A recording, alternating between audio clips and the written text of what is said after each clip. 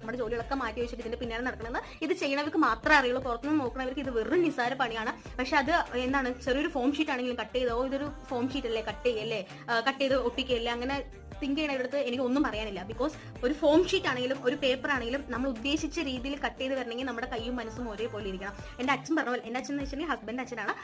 Actually ആദ്യം ഞാൻ വരയ്ക്കായിരുന്നു, painting അതിനൊക്കെ ഭയങ്കര താല്പര്യമായിരുന്നു. അപ്പൊ ചില സമയത്തൊക്കെ ഇങ്ങനെ തെറ്റുന്ന സമയത്ത് അച്ഛൻ എൻ്റെ അടുത്ത് പറയും, നമ്മൾ വരയ്ക്കുന്ന സമയത്ത് നമ്മുടെ കൈയും മനസ്സും അവിടെ എത്തണം. ആ ഒരു പിക്ചറിൽ നമ്മുടെ കൈയും മനസ്സ് എത്തിയാൽ മാത്രമേ നമുക്ക് നന്നായി വരയ്ക്കാൻ പറ്റുള്ളൂ എന്ന് അച്ഛൻ പറയാറുണ്ട്. അപ്പൊ ചില സമയത്ത് എന്റെ ക്ലിപ്പൊക്കെ ഞാൻ ചിലതൊക്കെ ചെയ്യുമ്പോൾ എനിക്ക് നന്നായി ഫെയിലിയർ ആവാറുണ്ട്. ചിലപ്പോൾ ചിലത് കട്ട് ചെയ്തത് കൂടി പോകും, ചിലപ്പോൾ കുറഞ്ഞു. അങ്ങനെയൊക്കെ തിങ്ക് ചെയ്യുമ്പോൾ ഞാൻ ആലോചിക്കുന്നത് അച്ഛൻ പറഞ്ഞ ഒരു ഡയലോഗ് ആയിരിക്കും, എന്താണ്, നമ്മുടെ കയ്യെത്തണം, നമ്മുടെ മനസ്സെത്തനോട് നമ്മുടെ കയ്യെത്തണം, എന്നാലേ ആ വർക്ക് ഫിനിഷ് ആവുള്ളൂ, നമ്മൾ ഉദ്ദേശിച്ച രീതിയിൽ നമുക്കത് ഔട്ട്പുട്ട് ആയിട്ട് കിട്ടുള്ളൂ.